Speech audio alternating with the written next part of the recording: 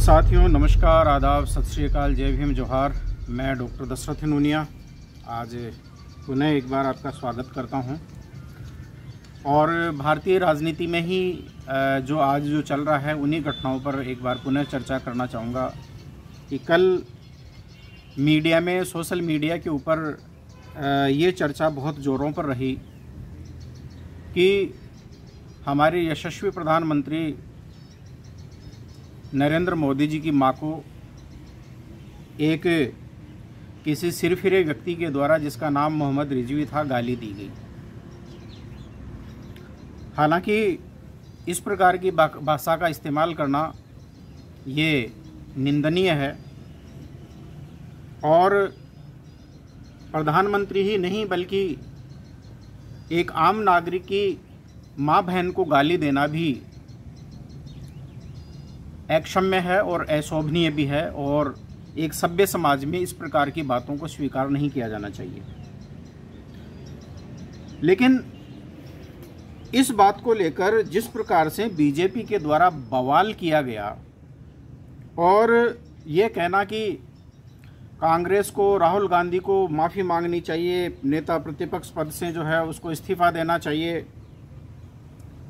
ये बड़ा अपने आप में यानी कि एक तरह से जो है वो विडंबनापूर्ण है, वो कहा जा सकता है। और पूरी की पूरी बीजेपी और बीजेपी का आईटी सेल इस काम में जो है वो लग गया। यानी इतने दिनों तक उनके पास में कोई काम नहीं था, लेकिन जैसे ही यानी कि एक तरह से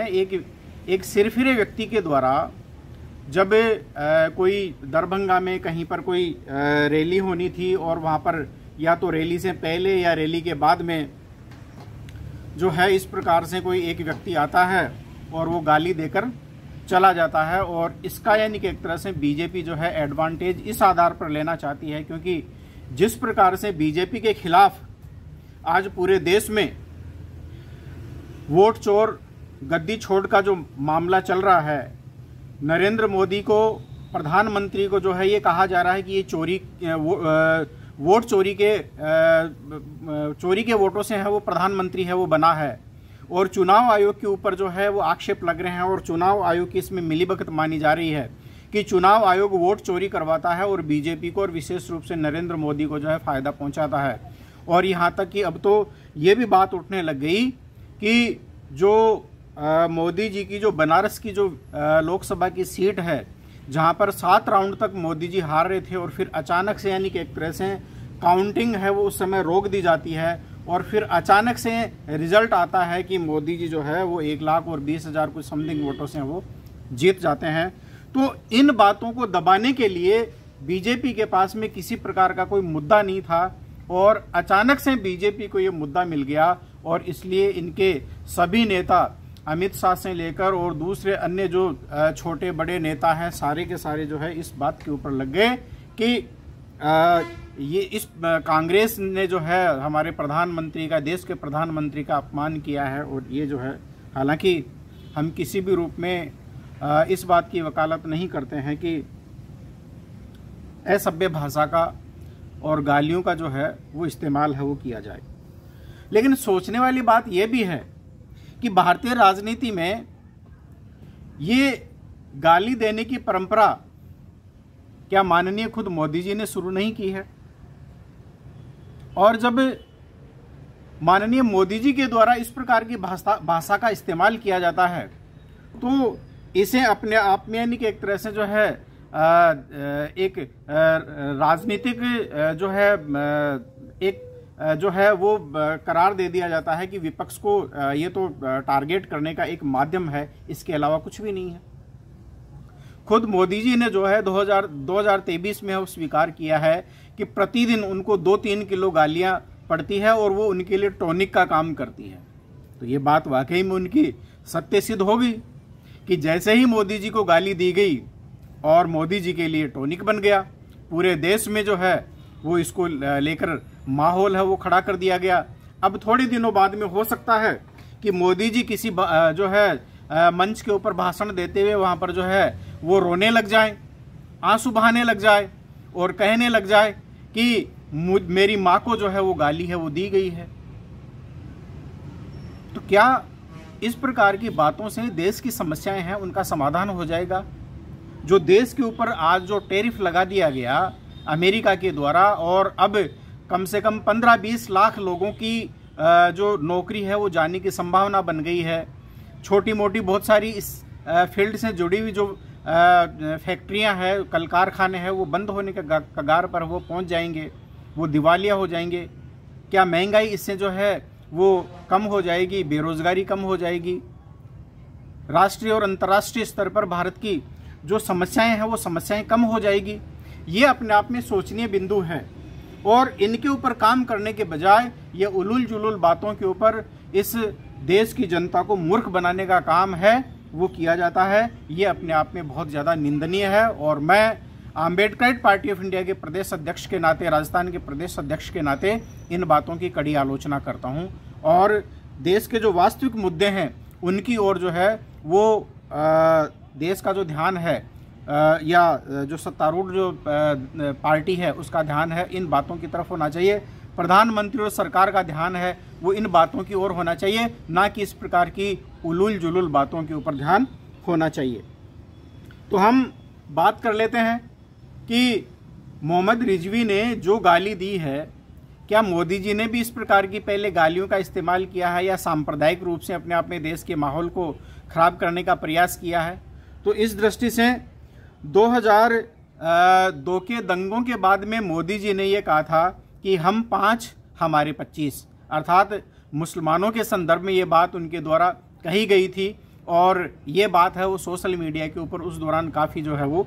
चली थी। हालांकि उस समय सोशल मीडिया नहीं था, लेकिन जो न्यूज़ चैनल्स हैं, मीडिया चैनल्स हैं, उनमें ये जो बातें हैं वो प्रकाश में आई थी। इसी प्रकार से 2014 में कांग्रेस पार्टी को मुजरा करने वाली पार्टी है वो मोदी जी के द्वारा करार दिया गया था। तो ये जो भाषा है, क्या एक प्रधानमंत्री को जो है या प्रधानमंत्री पद के उम्मीदवार, उस समय पद के उम्मीदवार थे, वो शोभा देती है? इसी प्रकार से 2017 में जो यूपी चुनाव हुए थे, इन चुनाव में राहुल गांधी को जो है हाइब्रिड काफ यानी हाइब्रिड जो बछड़ा है वो उसको बतलाया था। और ऐसे ही जो है 2018-19 में सोनिया गांधी पर टिप्पणी करते हुए उसे कांग्रेस की विधवा और जो है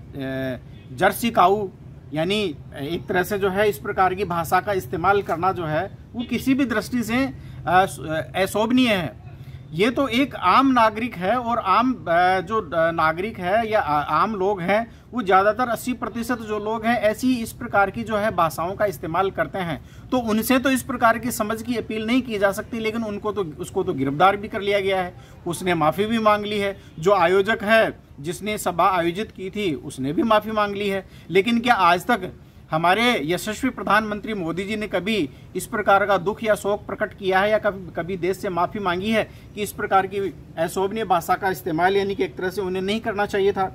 इसी प्रकार से यदि हम बात करें आगे तो 2019 में ही जो अभी जो शशि थरूर काफ़ी यानी कि एक तरह से बीजेपी के नज़दीक हैं, उन्हीं की पत्नी ये सुनंदा पुष्कर के लिए 50 करोड़ की गर्लफ्रेंड का जो है वो इस्तेमाल है वो उनके द्वारा किया गया था। बंगाल चुनाव के दौरान ममता बनर्जी के द्वारा जिस टोन में मोदी जी के द्वारा जो है वो बात की गई थी, दीदी ओ दीदी डर कर भाग गई, तो क्या ये जो बातें हैं वो शोभा है वो देती है? इसी के साथ साथ में 2024 का जो लोकसभा चुनाव अभियान रहा उसमें मुसलमानों को जो है वो मोदी जी के द्वारा घुसपैठिया कहा गया, और वस्त्रों से पहचानने वाली जो बात है वो किनके द्वारा कही गई? क्या ये अपने आप में यानी कि एक तरह से सांप्रदायिक भाषा नहीं थी? और ये हमारे यशस्वी प्रधानमंत्री को क्या शोभा देता है? और इतना ही नहीं, उससे पहले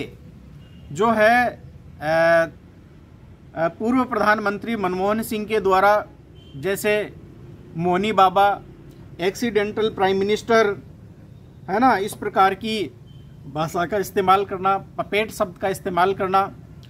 कांग्रेस की जो दिग्गज नेता रेणुका चौधरी है उसके लिए सुर्पणखा शब्द का इस्तेमाल करना और उसको यानी कि एक तरह से ऐसी संज्ञा देना, क्या ये अपने आप में शोभनीय है? बिहार की महिलाओं के लिए लालटेन पर मुजरा करने वाली ये शब्द महिलाओं के लिए इस्तेमाल करना, क्या ये महिला सशक्तिकरण और महिला सम्मान की दृष्टि से जो है उचित माना जा सकता है? तो कहने का तात्पर्य यह है साथियों कि भारतीय राजनीति में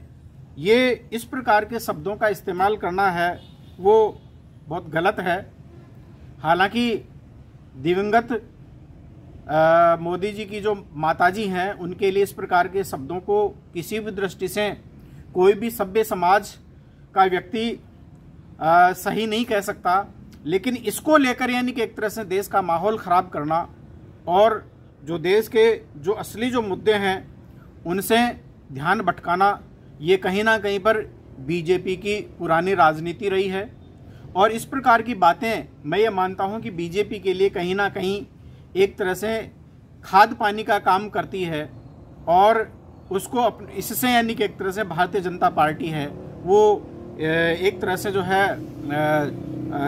विपक्ष को जो है वो टारगेट करने का काम है, वो इन शब्दों के को पकड़कर और करने का प्रयास वो करती है। तो आज जो है यही बात यानी कि एक तरह से मैं आप लोगों से करूंगा। हालांकि मुद्दे तो बहुत सारे हैं जिनके ऊपर बात करनी चाहिए, लेकिन देश का माहौल जिस प्रकार से खराब हुआ, कल बीजेपी के कार्यकर्ताओं के द्वारा जिसमें यह भी कहा गया कि उसमें बीजेपी का एक अब वर्तमान में जो सिटिंग मंत्री है जो कल धरना प्रदर्शन किया गया और कांग्रेस का जो कार्यालय है सदाकत भवन, वहां पर जो है उन्होंने जो है हमला किया, कई जो है लोगों को घायल कर दिया दोनों पक्षों की तरफ से, यानी कि एक तरह से उसमें जो है वो मारपीट हुई है। और ये भारतीय राजनीति जो है किस दिशा की ओर बढ़ रही है? क्या राजनीति में इन बातों का समाधान हिंसा से हो सकता है? क्या उनका समाधान है वो अहिंसा से नहीं हो सकता? वार्ता और संवाद के द्वारा ऐसी बातों का समाधान नहीं हो सकता? और वार्ता और संवाद की नीति को छोड़कर और हिंसा की राजनीति की ओर जिस तरीके से हम बढ़ रहे हैं, ये भारतीय लोकतंत्र और भारतीय राजनीति के लिए एक अच्छा संकेत नहीं है। और एक संवैधानिक लोकतंत्र के लिए और संवैधानिक लोकतंत्र में इस प्रकार की बातों के लिए किसी प्रकार का कोई सरोकार नहीं होना चाहिए। सदाकत भवन की जो उपयोगिता है वो इस दृष्टि से भी है कि भारत के पहले जो राष्ट्रपति डॉक्टर राजेंद्र प्रसाद है, उन्होंने अंतिम सांस इसी सदाकत भवन में है वो ली थी। इस दृष्टि से इसकी उपयोगिता है और भारतीय जनता पार्टी को इस प्रकार की यानी कि एक तरह से जो है वो राजनीति करने के बजाय शांतिपूर्ण सौहार्द और संवाद की वार्ता को अपनाते हुए आगे बढ़ना चाहिए। और साथ ही साथ कांग्रेस को भी ये ध्यान रखना चाहिए कि अपनी वोट अधिकार यात्रा के दौरान यदि उनके मंच के ऊपर कोई भी व्यक्ति इस प्रकार से आकर और बयानबाजी कर जाता है तो ये उनके लिए भी सही नहीं है। उनको भी अपनी मर्यादा का ध्यान रखना चाहिए और अपने मंच का इस्तेमाल जो है वो भड़काऊ भाषण के लिए और गाली गलौज के लिए नहीं होने देना चाहिए। मैं ये बात है वो कांग्रेस के लिए भी कहना चाहूँगा साथियों। तो आज की चर्चा बस इतनी ही, लेकिन साथ ही साथ मैं आप लोगों से अपील करना चाहूँगा साथियों, यदि आप संविधान, सत्य, विज्ञान, मानवता, मानव अधिकार और अंतर्राष्ट्रीय कानून, कोस्ट में ह्यूमनिज्म और अम्बेडकरिज्म में विश्वास रखते हैं, आप स्वतंत्रता, समानता, बंधुता और न्याय में विश्वास करते हैं, अर्थात equality, liberty, fraternity and justice में विश्वास करते हैं, तो आप अम्बेडकर पार्टी ऑफ इंडिया को जुड़ें। अम्बेडकर पार्टी ऑफ इंडिया को आप ज्वाइन करें, इस पार्टी से जुड़ें और जिस रूप में भी आप पार्टी को सहयोग कर सकते हैं, तन से, मन से, धन से, आप जरूर सहयोग करें। आप विचारधारा से सहयोग कर सकते हैं, विचारधारा से करें। आप मीडिया के रूप में सहयोग कर सकते हैं, मीडिया के रूप में सहयोग करें। और आप चुनाव लड़कर और भारतीय राजनीति और समाज व्यवस्था को एक नई दिशा देना चाहते हैं तो उस रूप में भी आप सहयोग है वो जरूर करें। इस रूप में हम आपका स्वागत करते हैं और साथ ही साथ ये भी हम मानते हैं कि इस देश में आज राजनीति को एक सही पॉलिटिकल पार्टी की आवश्यकता है जो नीति पर आधारित हो, जो राजनीति में सुचिता लेकर आए, जो एक तरह से नीति आधारित पॉलिसी मेकिंग जो है वो बन सके, इस प्रकार की जो पार्टी की है वो आवश्यकता है। और ज्ञान विज्ञान मानवता पर आधारित जो पार्टी है वो अम्बेडकराइट पार्टी ऑफ इंडिया है, और ज्ञान विज्ञान मानवता के आधार पर ही इस देश का विकास हो सकता है। तो इस दृष्टि से इस पार्टी को आप जरूर जो है सपोर्ट करें। बहुत बहुत धन्यवाद। जय भीम, जय फुले, जय सावित्री, जय योथिथास, जय यनकाली। धन्यवाद साथियों।